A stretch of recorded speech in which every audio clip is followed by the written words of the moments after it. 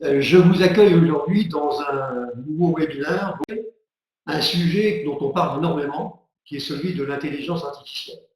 Alors c'est le sujet dont on parle dans les salons, mais il faut dire la vérité, c'est qu'on dit bien souvent un peu n'importe quoi, et qu'il était temps, à mon sens, en tout cas, d'essayer un peu de clarifier la situation et de, disons, de rappeler un certain nombre de définitions qui nous seront utiles, parce que c'est vrai, l'intelligence artificielle va chambouler et bouleverser notre vie professionnelle dans les années à venir, mais s'il vous plaît, soyons pas pressés, ça ne se fera pas en quelques jours ni en quelques années. Je pense que l'intelligence artificielle n'est pas au niveau que l'on prétend aujourd'hui, le niveau de maturité dont on dit qu'elle a atteint, je pense que c'est pas vrai. On a encore beaucoup de choses à régler. Il y a des algorithmes qui sont pas efficaces, les performances ne sont pas nécessairement au rendez-vous, et surtout, les modèles d'intelligence artificielle ne sont pas encore toujours très satisfaisants. Alors on fait une comparaison que je trouve absolument aberrante, pardonnez-moi, mais que je trouve aberrante, c'est de comparer donc les systèmes d'intelligence artificielle, en particulier les réseaux neuronaux, avec le cerveau humain. Alors c'est vrai qu'il y a une certaine correspondance, puisque les deux, on aurait à peu près le même nombre de neurones. L'ordinateur le plus puissant du monde, qui est un Z14 IBM, aurait 100 milliards de cellules de mémoire, et il semblerait qu'en moyenne, on est dans des cerveaux à peu près 100 milliards également de neurones. Mais la comparaison s'arrête là. Et que quand vous regardez bien la manière dont communiquent les neurones entre eux dans le cerveau par rapport à ce que nous faisons dans une machine, ça n'a rien à voir. Donc, être trop optimiste sur le sujet, ça me paraît dangereux et surtout très mauvais, parce qu'on va être déçu après. Donc, il vaut mieux dire les choses telles qu'elles sont. En tout cas, c'est ce que je vais essayer de faire dans ce webinaire. Donc, alors, pour commencer, je vais, si vous le permettez, donner quelques recommandations, quelques idées. Si vous avez un problème technique, vous avez sur votre écran, vous pouvez contacter donc José Morales, qui est à votre disposition. Vous le contactez par le clavardage donc, public. Par ailleurs, si vous êtes intéressé, vous allez recevoir en fin de journée donc un courriel qui va vous donner les liens vers les YouTube et puis donc de SlideShare qui vous permettra de télécharger la présentation, de voir la présentation sur YouTube et puis de télécharger donc le PDF s'il vous intéresse. Bien. Donc, on va rentrer tout de suite dans le vif du sujet. Et la première chose qu'il faut dire, à mon avis, c'est essayer de donner une définition de l'intelligence. Parce que tout le monde parle d'intelligence artificielle, mais au fond, c'est quoi l'intelligence? Alors, l'intelligence, de mon point de vue, partagé quand même par pas mal de monde, c'est que l'intelligence, j'ai tendance à l'associer au libre arbitre. Le libre arbitre, c'est notre capacité à décider d'une conduite à tenir indépendamment de toute contrainte ou apprentissage, simplement parce que ça nous chante et qu'on a choisi. Vous voyez, j'ai le libre arbitre, je décide que une machine aujourd'hui, fût-elle dotée des algorithmes les plus sophistiqués d'intelligence artificielle, n'a pas cette liberté. Et je pense que pendant quelques temps, tout le monde n'est pas d'accord avec moi, je le dis, encore pour quelques temps, l'algorithme ne pourra décider d'une conduite à tenir qu'en fonction d'un programme, d'une analyse de données. Et sa décision sera l'aboutissement d'un cheminement algorithmique bien précis qui n'a rien à voir avec le libre arbitre. Par ailleurs, il y a une deuxième grande différence de mon point de vue, c'est la notion de conscience. Un être humain, en général, a conscience de ce qu'il fait. Pour lui, la décision est distincte de la conscience qu'il en a. C'est pas pareil. L'algorithme, lui, l'intelligence artificielle, n'a pas cette perception. Le problème, voyez-vous, c'est que personne aujourd'hui ne sait exactement où se trouve la conscience. Alors, il y a des gens qui vous disent ça se trouve quelque part dans le cerveau. On a réussi d'ailleurs à localiser pas mal de fonctions neuronales dans le cerveau, c'est vrai. Mais la conscience, on n'en sait rien. Peut-être qu'elle se trouve dans un lobe du cerveau, ou peut-être dans l'orteil du pied droit. On n'en sait strictement rien. Et tous ceux qui vous disent qu'il y a un lien physique entre la position, donc on va dire la localisation géographique de cette fameuse conscience et une position dans le cerveau, mais c'est pas vrai. Aujourd'hui, on en sait donc strictement. Ce qu'il faut reconnaître, c'est que l'intelligence artificielle aujourd'hui, c'est vrai, je vous l'ai dit, on en parle énormément, Mais alors, que de fantasmes! Quand je lis la presse par moments, que j'entends certaines émissions de télévision, les cheveux me hérissent sur la tête. Ils sont complètement inconscients, c'est le cas de dire. On n'est pas du tout, il serait temps de revenir sur Terre. Alors, c'est vrai qu'aujourd'hui, l'intelligence artificielle, c'est d'abord un énorme fromage. Vous savez qu'il y a à peu près actuellement 7000 startups au début 2019 qui travaillent sur ce sujet. 7000. Je dirais que c'est sur la planète, mais c'est quand même énorme, hein. C'est vrai que l'intelligence artificielle aujourd'hui est devenu on va dire un argument commercial qui est très clair, hein, voire politique. Le fantasme aujourd'hui de la perte d'emploi est devenu quelque chose de très inquiétant et tout le monde en parle. Je dis c'est le sujet vraiment le sujet à la mode. On parle également des fameux assistants numériques, vous savez, ces assistants qui sont censés nous aider dans notre activité professionnelle quotidienne, auxquels assistants, je ne crois pas du tout, mais malheureusement, je pense qu'ils vont s'imposer. Mais pour des tas de raisons, je pense que ce n'est pas nécessairement une bonne chose. Mais on ne parle que de ça. Vous voyez, alors, ça bouge énormément, c'est vrai, mais on n'est quand même pas au niveau de maturité, ce que j'évoquais tout à fait au début. Vous voyez, il y a un problème tout bête. Essayez de trouver des compétences sur ce sujet.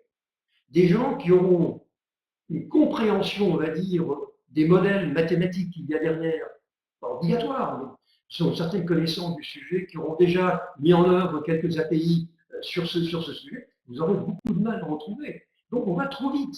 C'est vrai qu'on commence à trouver des API, c'est exact, on voit des évolutions conceptuelles sur l'intelligence artificielle qui sont très intéressantes. Par exemple, l'apprentissage par renforcement, les fameuses capsules, les capsules aujourd'hui donc dans les réseaux neuronaux qui sont évidemment intéressantes. Mais je pense que ça va un tout petit peu.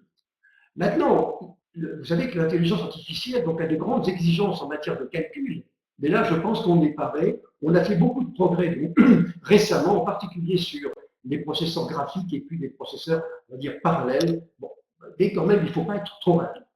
Alors, la première chose que je voudrais vous dire, c'est qu'il ne faut pas tout confondre. De mon point de vue, bien sûr, hein, l'intelligence artificielle, c'est un grand chapeau. C'est un grand chapeau qui recouvre un certain nombre de choses, on va dire de compétences, hein, qui sont très variées, et qu'il ne faut pas opposer, en particulier, ne pas opposer au machine learning et au deep learning. Le machine learning, on va dire l'apprentissage artificiel automatique, fait partie de l'intelligence artificielle. Le deep learning, si vous préférez, on m'arrête là, je vois qu'il y a donc un sondage qui est parti. Alors, on vous demande, est-ce que vous avez eu peur donc, de l'intelligence artificielle et de ses conséquences à moyen terme et sur l'emploi? Qu'est-ce qui l'emporte? C'est plus. Ben non, la plupart d'entre vous, vous n'avez pas peur. Et donc, voilà, c'est, on va dire, pour un rapport à peu près de 5 pour 1. Oui, c'est bien cela. 5 pour 1, vous n'avez pas peur. Je pense qu'effectivement, vous avez raison. Et vous verrez, à la fin de cette présentation, quand on parlera de ces élucubrations d'aujourd'hui avec le dataïsme et puis certaines choses qui me paraissent totalement aberrantes, en fait, ça, j'y crois pas. Et je suis d'accord avec vous. Alors, actuellement, c'est 71%, vous n'avez pas peur. Donc, c'est une très, très bonne chose. Bien, si on va donc revenir à notre présentation. J'étais en train de vous dire donc tout est dans tout finalement, et que quand on regarde bien, eh bien l'intelligence artificielle donc regroupe, en même temps que ça revienne, hein, regroupe donc un certain nombre de choses, en particulier donc les moteurs de règles. Après tout, ça en fait partie. La cybernétique, elle n'est pas connue, la cybernétique, moi non plus d'ailleurs, mais à la fin des années 40, après la guerre, au moment de la guerre froide, il ne parlait que de cybernétique, c'est-à-dire cette science de la communication des systèmes. Et c'était devenu un enjeu majeur, au point que les Russes, par exemple, avaient beaucoup travaillé sur ce sujet, pensant que c'était un moyen qui leur permettrait de se démarquer donc, des Américains. Donc on peut considérer que la cybernétique aujourd'hui, avec des algorithmes d'intelligence artificielle, en fait partie. Tout ce qui est traitement de la vision, tout ce qui est système expert, c'est pas d'aujourd'hui les systèmes experts. Le traitement du langage naturel, vous savez, le NLP, le traitement de la voix, etc. Tout ça, ça contribue à l'intelligence artificielle. Et parmi ces éléments-là, il y en a un sur lequel je mets l'emphase, c'est donc les réseaux neuronaux. Je crois que même si tout n'est pas intégrable dans un réseau neuronal, c'est quand même une technique qui permet, de loin il est vrai, quand même de simuler le comportement approximatif, on va dire, d'un cerveau humain. Et c'est vrai que tout ce qui vient derrière, machine learning, en mode supervisé, non supervisé, le deep learning, etc., dérive quand même des technologies de réseau neuronal.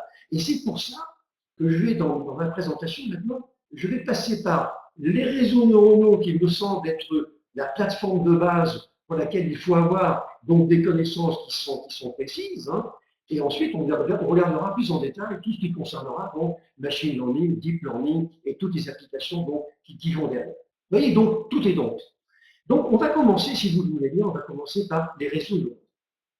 Alors vous savez, les réseaux neuronaux, c'est pas d'aujourd'hui. Hein. C'est en 1958 que le premier réseau neuronal a été artificiel, bien entendu, a été conçu. On l'a appelé, ils l'ont appelé le perceptron. On le doit à un dénommé Frank Rosenblatt, qui était constitué donc d'une couche de neurones, hein, des neurones en entrée, dites de perception, et puis une couche de sortie, dite de décision. Ça a été le premier réseau, en fait, l'idée qu'avait eu donc Frank Rosenblatt, c'était de dire, au fond, on pourrait imaginer des machines, hein, des infrastructures, qui simuleraient donc par des processeurs la présence des neurones, ces processeurs communiquant avec d'autres processeurs de la même manière que les neurones entre eux, sauf que j'aurai l'occasion d'y venir, en fait, c'est pas du tout pareil, hein, mais sur le principe, des couches de neurones artificiels communiquant avec d'autres couches de neurones artificiels. Ça remonte, tenez-vous bien, à 1958. Or, il me semble que ça fait quoi? Ça fait presque 60 ans, même 61 ans même. Oui, à 10 près, je pense. Donc, comment se fait-il que subitement aujourd'hui, on devienne tous des fous furieux autour de l'intelligence artificielle, alors que c'est quelque chose qu'on essaye de traiter depuis des années, mais qu'on n'arrive pas à traiter? Alors, il y a quand même une raison à ça. C'est que d'abord, je pense qu'on a fait beaucoup de progrès du point de vue algorithmique, ça c'est sûr. Mais également, c'est la puissance des machines. J'allais dire même aussi la puissance des réseaux, mais surtout la puissance des machines, qui est devenue absolument colossale, au point qu'on est capable aujourd'hui d'aborder des sujets qu'on ne pouvait pas aborder précédemment. Et puis, c'est un peu dans l'air du temps. Maintenant, on parle d'intelligence artificielle qui devrait, bien entendu, résoudre tous les problèmes. C'est en tout cas ce que l'on nous promet. Et ça, c'est un point pour lequel je ne suis pas tout à fait d'accord. À la suite de ce réseau donc, qui est apparu en 1958, qui était donc le fameux perceptron, eh bien, on avait arrivé à un autre système, vous voyez, 200 après, qui était celui de Nidro et Hoff, qui donc lui proposait un modèle dérivé qu'ils ont appelé Adaline. Et donc, c'était un système qui a servi finalement de base au futur réseau multicouche dont on se sert aujourd'hui, et je vous en présenterai d'ailleurs un exemple, qui est le réseau neuronal dit convolutif. C'est un réseau donc multicouche. Bien. Donc, vous voyez, ça remonte quand même, c'est pas d'aujourd'hui, hein, ça remonte donc à 1958. Par ailleurs, moi je voudrais insister sur un point maintenant, parce que c'est un point qui est très sombre. Quel est le positionnement que vous devez avoir, que nous devons avoir par rapport à ça? Au fond, alors moi je crois qu'il y a d'abord trois perceptions fondamentales. Vous avez d'abord l'expert, hein, l'expert, une attitude importante qui est l'expert. Là, l'expert, lui, il est rodé aux algorithmiques mathématiques qui constituent le cœur des réseaux neuronaux. Et il est capable de comprendre la mécanique interne, voire de l'adapter à des besoins particuliers. Je pense que ça représente à peu près 5% des besoins. Ces gens-là sont nécessairement des bons mathématiciens. Deuxième façon d'aborder donc le réseau neuronal, ce sont donc les architectes. Architectes, et puis on va dire architectes et analystes. Là, l'architecte, il sait ce que recouvrent les différents modèles de réseaux neuronaux et à quoi ils se destinent, hein, les applications. Ils comprennent en particulier donc les subtilités de l'entraînement, hein, le fameux training, les fonctions d'activation et de modélisation des réseaux. Il n'a pas besoin, encore que c'est contestable, d'être un expert en mathématiques, simplement il doit maîtriser quelques concepts fondamentaux, hein, c'est absolument nécessaire, hein, il lui faut quand même un minimum de compréhension mathématique, j'y reviens dans un instant, ça représente de mon point de vue à peu près 60% des besoins. Et puis vous avez les développeurs. Les développeurs, eux, perçoivent les réseaux neuronaux et leur comportement à travers quoi? À travers des API. Et la programmation. Ils savent comment lancer une fonction d'entraînement avec tous les API dont on dispose aujourd'hui et qui sont remarquables. Ils en comprennent le principe et la finalité, mais ils n'ont pas forcément le besoin ou la compétence pour leur associer donc une formulation mathématique. Et à mon avis, ça représente à peu près, on va dire, 35% des besoins. Vous voyez, l'essentiel, c'est plutôt des architectes qui ne sont pas nécessairement des mathématiciens, et puis également les développeurs. Quant à l'utilisateur, et je pense au client qui va acheter un système d'intelligence artificielle fondé sur des réseaux neuronaux, à la limite, il peut très bien utiliser tout ça comme des boîtes noires. Hein. Il n'est pas obligé d'avoir une connaissance fine des algorithmes et des mathématiques qui sont mises en œuvre. Donc vous voyez, à mon sens, trois manières d'aborder ça. Maintenant, vous savez, je fais toujours la comparaison, je dis que prenez les formules, les pilotes de Formule 1. Ils vous diront tous que les vrais pilotes, ce sont ceux qui écoutent les moteurs. Ceux qui écoutent les moteurs et qui sont capables, à travers la musique du moteur, alors qu'ils sont en pleine course, hein, ils sont capables de dire je vais avoir un problème à tel endroit. Tous les grands champions de Formule 1, en fait, vous le diront. Eh bien, je pense que là, on n'est pas tout à fait dans le même contexte, bien sûr, mais c'est un petit peu la même idée. Et voilà, c'est un petit peu le même principe. Donc, je pense qu'il ne s'agit pas de se transformer donc, en mathématicien donc, de métier, euh, mais disons, l'intelligence artificielle pourrait bénéficier, à mon avis, hein, pourrait bénéficier, donc je crois qu'il y a un problème de son. Je remonte le son, excusez-moi, parce qu'il y en a quelques-uns qui m'ont mal entendu. J'espère que ça va mieux maintenant. Donc, l'intelligence artificielle ne peut pas s'envisager, à mon avis, sans un minimum de connaissances maîtrisées. Alors, c'est quoi? Alors, d'abord, il faut avoir quelques connaissances de base de mathématiques. Il faut avoir un petit peu une idée sur la logique mathématique qui est derrière tout ça. Ce que c'est qu'un séquencement d'opérations logiques est capable donc de formaliser d'une manière abstraite les choses. Il faut quand même savoir ce que c'est qu'un vecteur, hein, c'est quand même un minimum. Hein. On n'entend plus du tout, donc là il y a un vrai souci. Non, c'est bon pour moi pourtant. Ah, non, non, c'est bon. Bon. Il y a eu une personne qui avait un petit souci, donc je reprends, si vous voulez bien, le déroulé de ma présentation. Donc, en mathématiques, le calcul vectoriel, le calcul matriciel, il faut quand même savoir ce que c'est qu'un système donc, de résolution d'équations.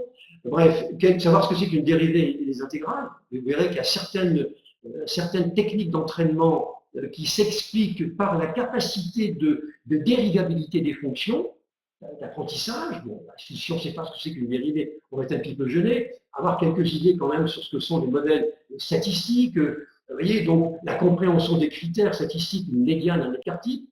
Avoir quelques idées également sur les lois statistiques, loi de Gauss, loi de Poisson.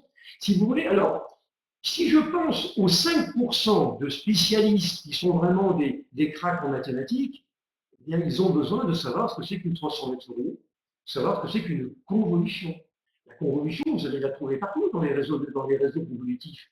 Il y en a certains qui ne sont pas obligés de savoir ce que c'est qu'une convolution mathématique, mais d'autres, s'ils veulent concevoir, je vous dis, ça ne représente que 5% des besoins, hein, concevoir un système adapté à leurs besoins, auront nécessairement besoin donc de savoir de quoi il s'agit. Donc je sais que c'est un sujet qui est délicat. Les ressources humaines aujourd'hui sont un petit peu gênées parce qu'elles vous disent ah mais oui, on demande à nos personnes, à nos utilisateurs d'être des cracks en mathématiques, ce qu'ils ne veulent pas être. Oui, mais c'est malheureusement l'intelligence artificielle, du point de vue du conceptuel, pas du point de vue utilisateur, c'est avant tout, donc à mon sens, des mathématiques. Bon, mais on aura l'occasion, j'imagine, d'en reparler à travers vos questions. Alors, les réseaux neuronaux, donc au fond, c'est quoi? J'ai représenté ici cette merveilleuse architecture que représente donc un réseau les neurones du cerveau.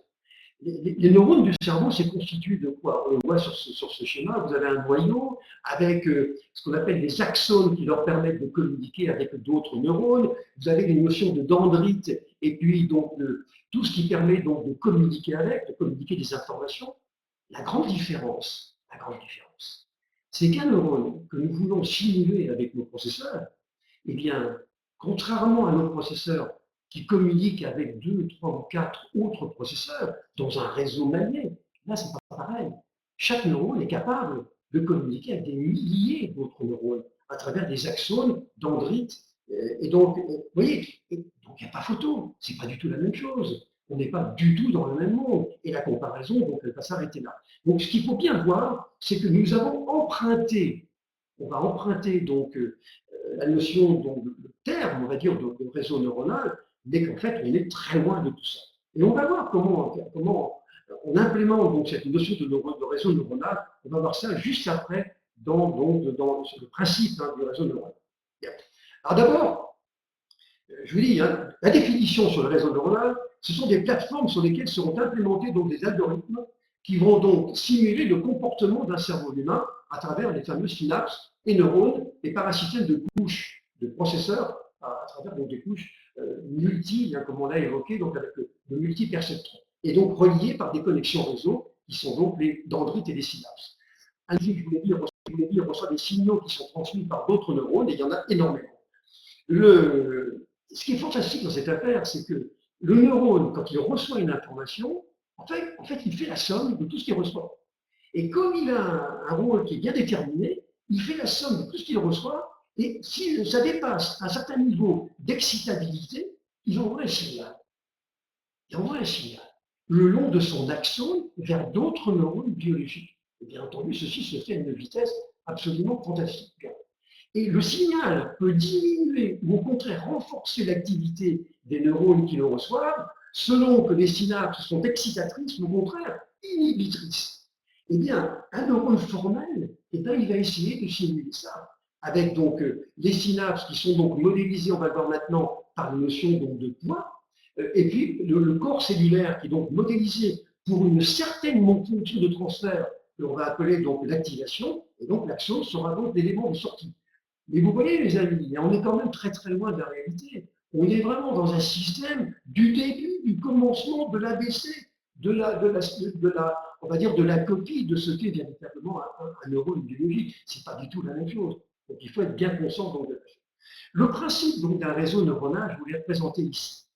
Un réseau neuronal est constitué, donc il est modélisé par des poids en entrée, que j'ai indiqué ici par le P indice IJ, qui vont du neurone I vers le neurone J. Chaque poids pondère le stimulus qui est émis par le neurone source X indice I. Le neurone J fait la somme de tous les stimuli pondérés, un sigma qui est ici, vous voyez, hein, le P indice IJ que multiplie donc les valeurs hein, qui ont été reçues par les neurones. Voilà, donc il va faire, et en fait, ce que va faire un neurone, il va recevoir des informations qui viennent d'autres neurones, il va les pondérer par des poids, il va les pondérer. Il va faire comme un neurone biologique, la même chose, il va faire la somme. Il dit voilà, j'ai donc une certaine valeur, et comme il est doté d'une fonction d'activation, cette fonction d'activation va lui permettre de décider ou pas la manière dont il va communiquer avec les autres neurones, avec les différentes couches. Et chacun de neurones va donc communiquer avec les autres comme ceci, et chaque neurone va avoir on va dire, une matrice de pondération de ce qu'il va recevoir qui lui sera propre. Et c'est ça le fonctionnement d'un réseau neuronal. On peut présenter les choses comme on veut, hein, mais la réalité, elle est là. Et si je vous montre un exemple concret de ce qu'est donc un réseau neuronal, on va dire multicouche, hein, vous les voyez ici, une couche d'entrée qui simule donc dans le cerveau une couche de neurones. Hein. Vous avez toute une série de couches intermédiaires, ce qu'on appelle, nous, des couches cachées, hein, donc toutes ces couches intermédiaires. Et donc, à un moment donné, quand je me situe, comme le montre ce schéma ici, donc la couche, on va dire J-1 et puis la couche J, je me place au niveau d'un certain neurone qui est ici représenté en grand avec un cercle en jaune, et bien ce cercle en jaune, un neurone, est connecté à tous les neurones d'entrée de la couche J-1, qui lui envoie donc une information. Lui, ce neurone, il va la pondérer avec sa fameuse matrice de pondération, il va faire la somme de tout ce qu'il va obtenir, et en fonction de la, on va dire, de la couche, disons la couche de transmission d'activation, de la fonction d'activation, eh bien, qui peut être très variable, hein, eh bien, il va transmettre l'information d'une certaine manière. Donc ça marche par couche, mais c'est quand même va dire, un modèle qui est un modèle relativement, c'est pas non plus extraordinaire hein, par rapport, en tout cas, si on compare ça avec le cerveau humain. Donc voilà, ça fonctionne donc comme ça, avec un système de pondération. Bien, alors je vous ai mis ici un réseau convolutif, hein, un exemple de réseau convolutif avec des réseaux, il y en a énormément. Hein. Alors, pardonnez-moi, mais je n'ai pas trouvé mieux que de me prendre mon propre, ma propre photo. Hein. Le principe d'un réseau convolutif, c'est quoi? Eh bien, vous avez une image. Ici, j'ai bien en bas, ici à gauche, vous avez une image d'un certain nombre de personnes qui sont présentes. Hein. Je veux simplement récupérer la mienne. Un réseau convolutif, c'est quoi? Ce sont chacun des neurones est dédié à un morceau d'image, un petit morceau d'image. Si par exemple vous avez une image qui fait 16 par 16 ou 32 par 32, le premier neurone va traiter peut-être une petite matrice de 3 sur 3, mais il va travailler, d'abord, il va travailler sur des matrices 3 sur 3, mais en fait, l'image, l'échantillon sur lequel il va travailler sera peut-être plus important. Peut-être qu'il sera de 6 sur 6, de 12 sur 12, de 16 sur 16. Et par un système que l'on appelle du slicing, en fait, le neurone va récupérer l'information 3 sur 3, les décaler. Vous voyez? Et va donc récupérer comme ça un certain nombre de valeurs dont il va à la fin faire la somme.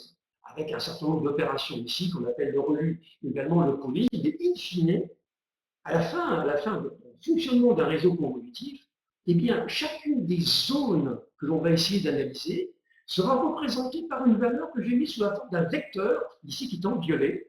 Ici, vous en avez 16, et chacune de ces valeurs eh bien, va rentrer dans la logique véritablement neuronale. Toute cette partie-là, c'est une partie préparation. Euh, Toute la suite, en fait, c'est véritablement là que se trouve donc le réseau neuronal. Bon, si vous voulez, vous regarderez un peu plus en détail si ça vous intéresse. En tout cas, c'était un des exemples les plus connus hein, de réseau donc, convolutif. Alors, quelques mots maintenant sur le machine learning. Hein. Alors, la première chose qu'il faut dire, c'est que le machine learning, donc ce qu'on appellera l'apprentissage automatique ou l'apprentissage artificiel, hein, c'est un petit peu tout ça, c'est un petit peu la même idée. Euh, bon, là, vous voyez, donc il y a trois grandes formes, on va dire, d'apprentissage automatique. Vous avez la forme supervisée, non supervisée et maintenant de plus en plus par renforcement. Vous en donnerez tout à l'heure la définition. Le mode supervisé, vous voyez, ça, on s'en sert par exemple pour travailler dans le domaine des régressions et des classifications. Les classifications, par exemple, c'est la détection des fraudes d'identité, c'est la fidélisation des clients, c'est la classification des images, c'est les diagnostics.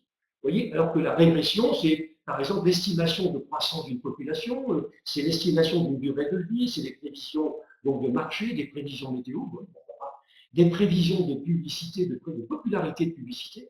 Bon, ça, c'est le supervisé. Le non supervisé, là, vous avez deux grandes formes de non supervisé. C'est ce qu'on appellera la réduction de dimension et puis le regroupement ou le clustering avec un certain nombre de cas d'usage que l'on va trouver. Et puis maintenant, de plus en plus, donc une forme, on va dire, de machine learning dite par renforcement, c'est très subtil. Là, on a franchi un cap, à mon avis, qui est important et qui va permettre de prendre, entre autres, des décisions en temps réel, voyez, qui va permettre à des robots de prendre des décisions un tout petit peu plus intelligentes que ce qu'elles font aujourd'hui. Donc on a franchi un cap quand même. Hein. On va pouvoir faire des apprentissages de tâches, de l'acquisition de compétences. Donc, mais ce qui est intéressant de voir là, dans ce schéma, c'est ce que représente en fait l'apprentissage automatique, le machine learning. Vous voyez, dans lequel vous trouvez le deep learning.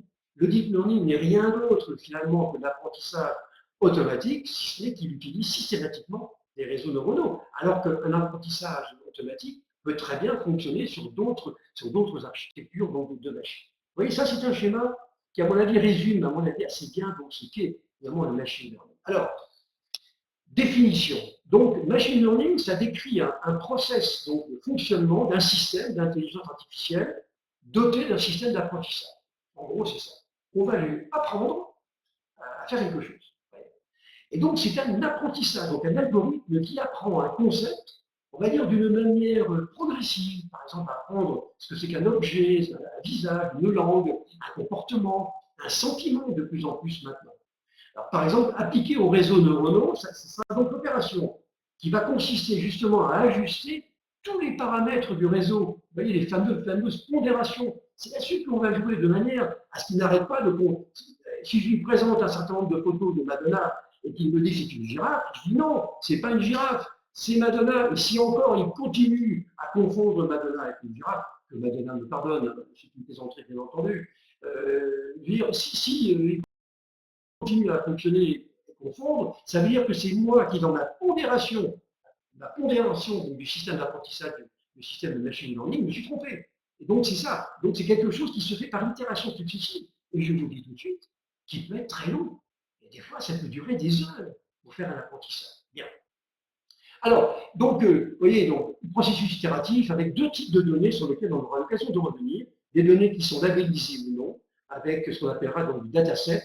Et puis l'algorithme le plus simple, c'est celui de la régression linéaire, qui permet donc de séparer, c'est montré en bas ici, des familles de points entre elles. Bon, très bien. Ouais, au moins on a une définition. Alors, ce qu'on appelle l'apprentissage supervisé, ça c'est très important. L'apprentissage supervisé, c'est deux phases. D'abord une phase de découverte, ce qu'on appellera donc l'entraînement, pendant laquelle le réseau apprend sur un dataset de données qui seront labellisées par nous, par un prestataire, hein, et puis une phase de production dans laquelle le réseau va proposer des solutions qui seront issues de son expérience. Les données sont donc labellisées par des informations qui vont ajouter un sens, au sens de la sémantique, hein, donc un sens aux données brutes. Vous savez, un réseau neuronal avec apprentissage supervisé, il ne sait rien faire s'il n'a pas été entraîné sur des données connues. Alors, les données connues, ce sont en général des couples entrée-cibles qui sont présentés les uns après les autres au réseau pour qu'ils apprennent.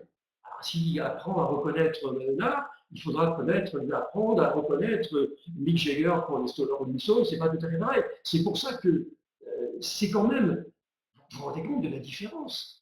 Quand vous voyez comme moi une photo de Madonna et de Mick Jagger, vous savez tout de suite faire la différence. Ah ben non, lui, il faut lui apprendre.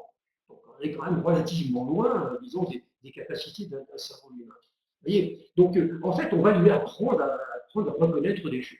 Chaque algorithme d'apprentissage va s'appuyer sur une fonction dite d'erreur particulière qui va lui permettre de mesurer les écarts. C'est vrai, et ça, on va le quantifier. Quand au moment de la reconnaissance, on lui dit mais non, c'est pas une girafe, c'est Madonna, ça, on ne peut pas lui dire c'est une girafe. On va donc lui exprimer ça sous la forme d'une fonction d'erreur que l'on va quantifier. Et l'objet donc de l'apprentissage, ça sera donc, la plupart du temps, de réduire la dimension et l'importance de cette erreur.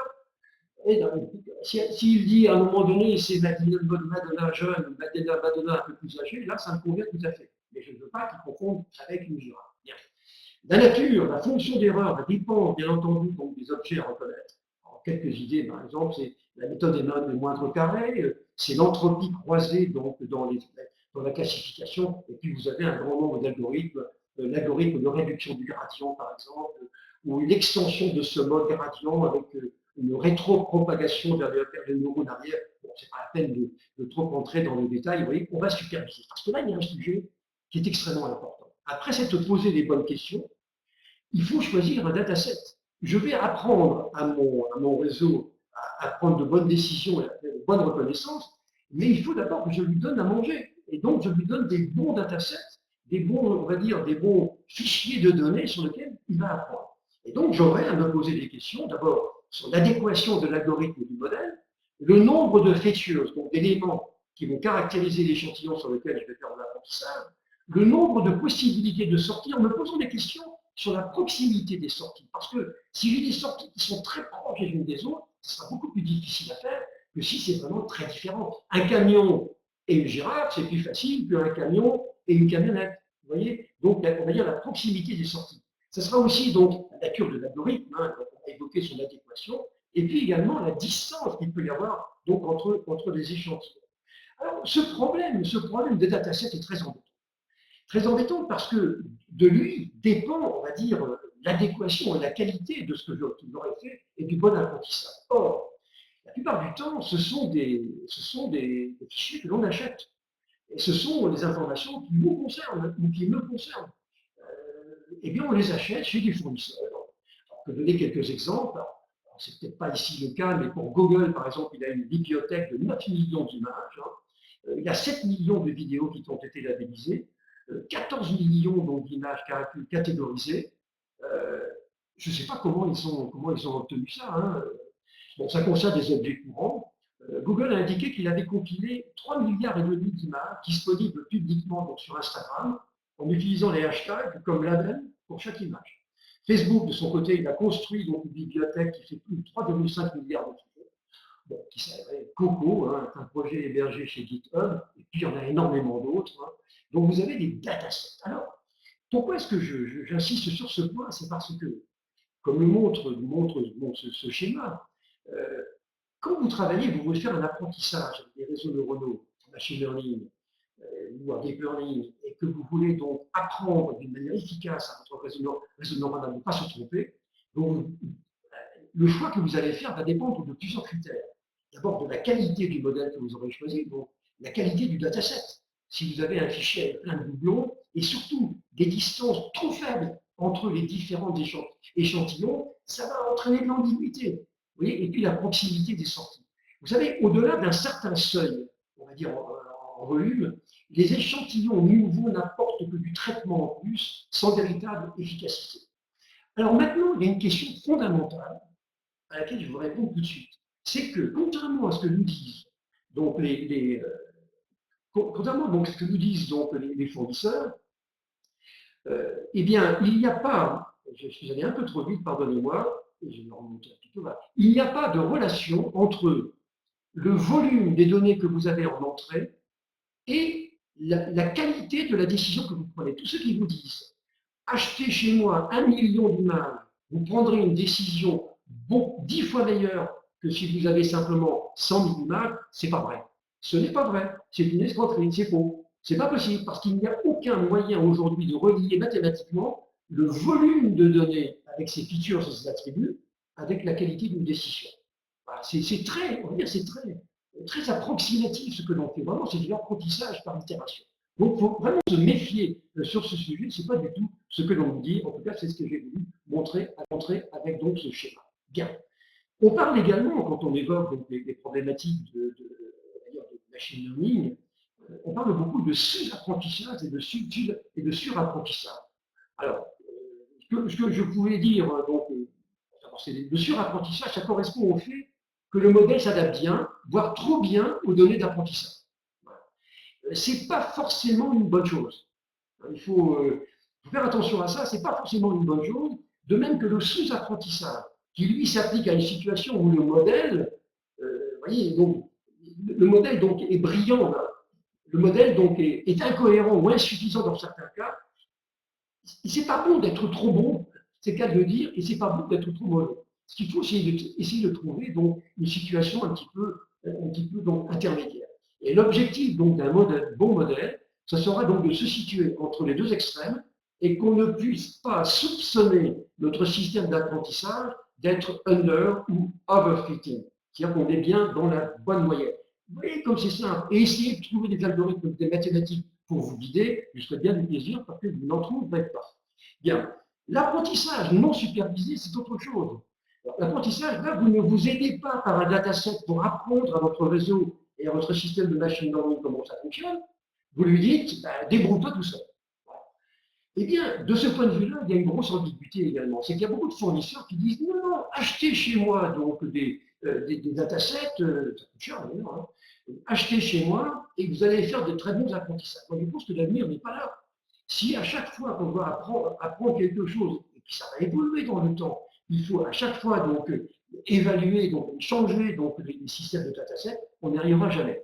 Donc l'avenir, même si ce n'est pas la réalité d'aujourd'hui, l'avenir il est beaucoup plus vers, on va dire, un apprentissage non supervisé, mais cette fois-ci, la conception est beaucoup plus complexe, beaucoup plus difficile, et l'idée, ça sera souvent de regrouper donc, des objets, on va dire en famille, ce qu'on va appeler des clusters, mais avec une confusion qu'on voit souvent qui est faite entre le mode supervisé et le clustering, et on détermine des points communs entre les éléments d'une même famille. Donc rappelez-vous simplement le mode non supervisé, par opposition, c'est l'avenir, mais pour l'instant, on n'y est pas encore tout à fait. Très rapidement, deux évolutions toutes nouvelles depuis quelques temps, c'est l'apprentissage par renforcement. Vous avez ici un petit schéma. C'est un algorithme qui permet, c'est la science. C'est fondé sur un concept d'agent qui est placé dans un certain environnement sur lequel il effectue des actions qui vont avoir des conséquences sur son propre état et sur celui de l'environnement. L'idée étant que l'agent va apprendre la séquence d'action optimale qui lui permettra d'obtenir la meilleure récompense au bout du processus. On est bien dans le même contexte ici. L'idée, c'est bien d'apprendre quelque chose d'une manière optimale, et là, ça s'appelle maintenant l'apprentissage par renforcement, hein, et c'est une technologie qui est extrêmement ambitieuse et dont on espère beaucoup dans les années à venir. Bien. On a également une autre évolution, mais celle-là, je vous laisse plutôt la découvrir, c'est le fameux réseau de capsules de notre ami Geoffrey Hinton, où là, le principe, c'est une autre conception, c'est qu'on a plus affaire à des neurones, mais à des capsules de neurones. L'idée étant, si vous voulez, pour faire très simple, que chacun des neurones est capable de dire « j'appartiens à tel contexte ».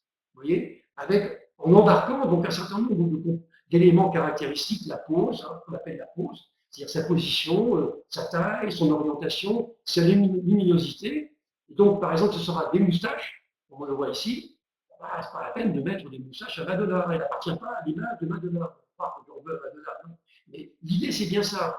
Les capsules de neurones au sens de Geoffrey Hinton, c'est de dire que chacune de mes capsules fait partie, on va dire, d'un ensemble plus important, et la communication se fait donc avec des systèmes, des techniques très avancées, hein, qui permettent donc de communiquer entre les différents niveaux.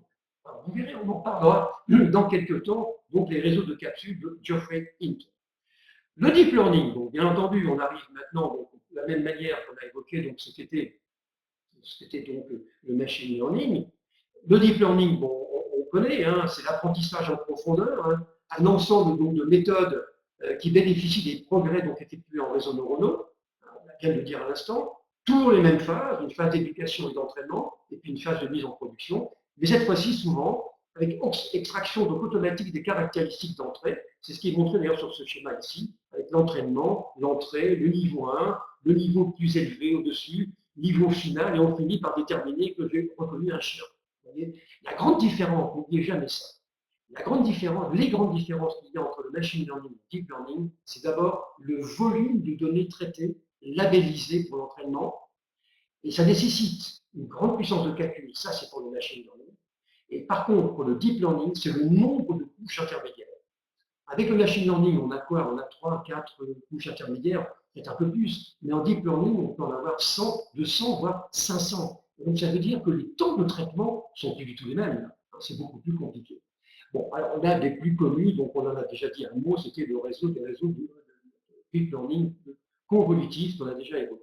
Vous trouvez maintenant un certain nombre de, on va dire, d'API qui sont à votre disposition si vous voulez faire du développement. Je vous ai dit qu'on a 3 approches possibles, hein, architecte et donc spécialiste expert, et puis vous avez le développeur.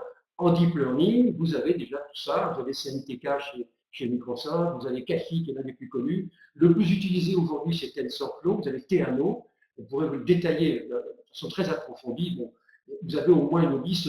D'ailleurs, vous savez, ça a beaucoup contribué à démocratiser le concept.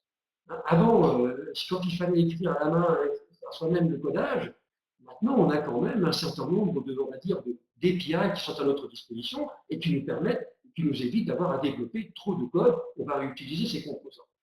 Les applications, on va finir par ça, applications deep learning. Reconnaissance d'image, c'est ce que vous voyez sur ce schéma.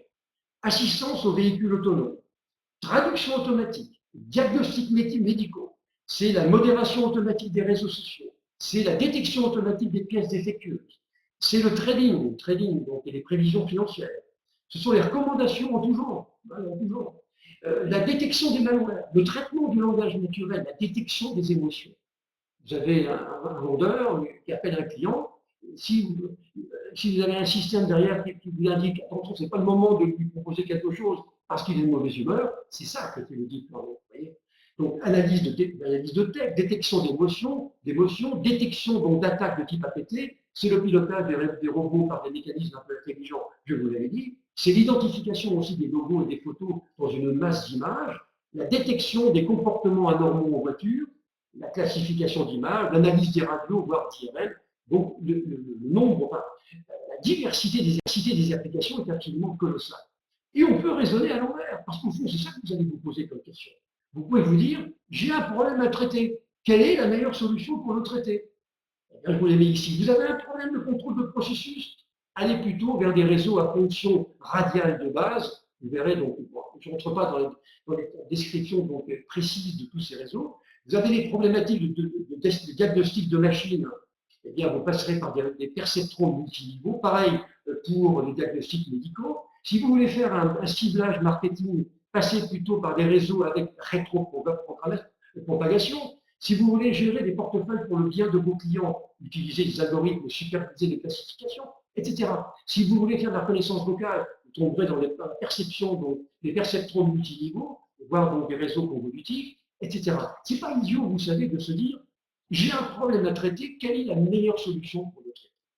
Et donc, ce que je voudrais, si vous voulez bien, pour terminer, je voudrais répondre à deux, trois questions, puisque vous allez donc me poser des questions qui viennent maintenant. Les questions sont les suivantes. Est-ce que les algorithmes vont dominer le monde? Bon. Alors, il y a deux écoles. Il y a ceux qui voient que les machines et leurs algorithmes vont nous dépasser et nous ramener au rôle d'observateur. Et puis, il y a ceux qui, au contraire, pensent que les êtres humains vont trouver les ressources nécessaires pour se transhumaniser, modifier leur comportement génétique et créer un nouveau genre, peut-être éloigné de ce qu'il est aujourd'hui.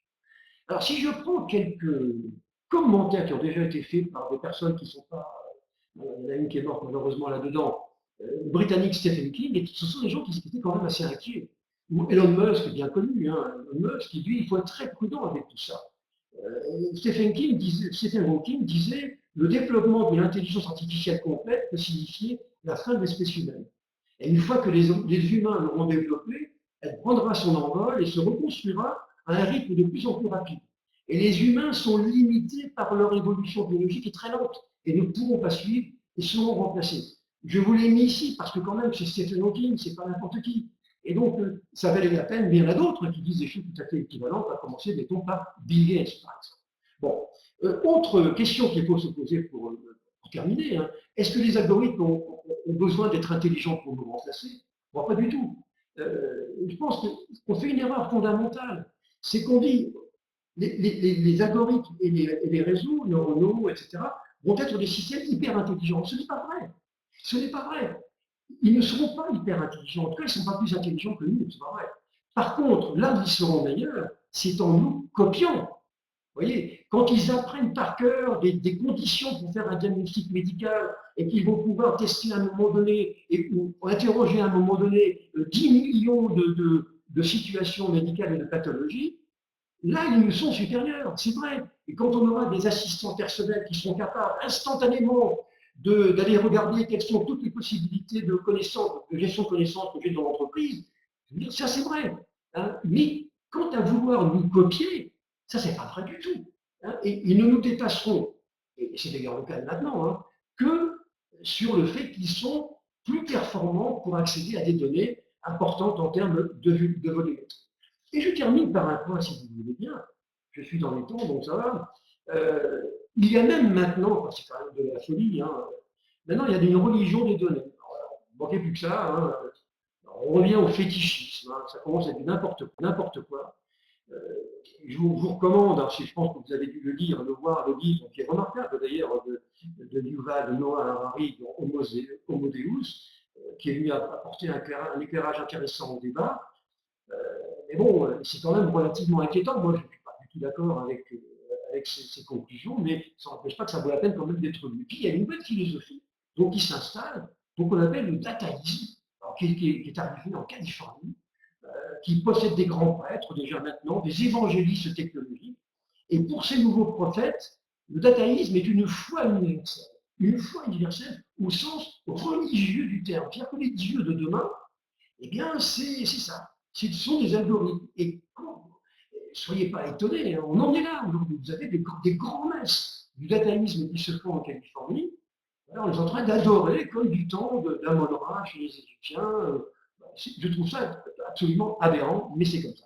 Vous voyez, ce que j'ai voulu faire, c'était vous donner quelques idées, pour vous donner envie donc d'aller regarder un petit peu ce qu'il y a derrière tout ça. Maintenant, donc, écoutez, si vous avez des questions à me poser, je serais ravi d'y répondre. Je vais me mettre dans le clavardage public. Est-ce que est-ce que vous avez quelques questions donc, à poser sur ce sujet? Bien entendu, vous récupérez tout ça en téléchargeant la présentation, si vous le souhaitez. Pas de questions pour l'instant. Ah, je vous ai convaincu, alors donc ça veut dire que vous êtes d'accord avec moi. Vous savez, c'est pas simple hein, d'aborder un sujet qui est très technique sans pouvoir rentrer donc, on va dire dans la problématique, disons, des mathématiques, c'est pas simple du tout. Hein. Alors, Gilbert François Léonard, quelle est la meilleure plateforme pour commencer dans l'AI et le machine learning? Alors, j'imagine que par plateforme, vous entendez donc les plateformes de développement. Je vous recommanderai évidemment tout ce qui tourne autour de Python. Python, qui est quand même le langage aujourd'hui le plus développé et surtout pour lequel vous avez énormément d'API qui sont disponibles. Voilà.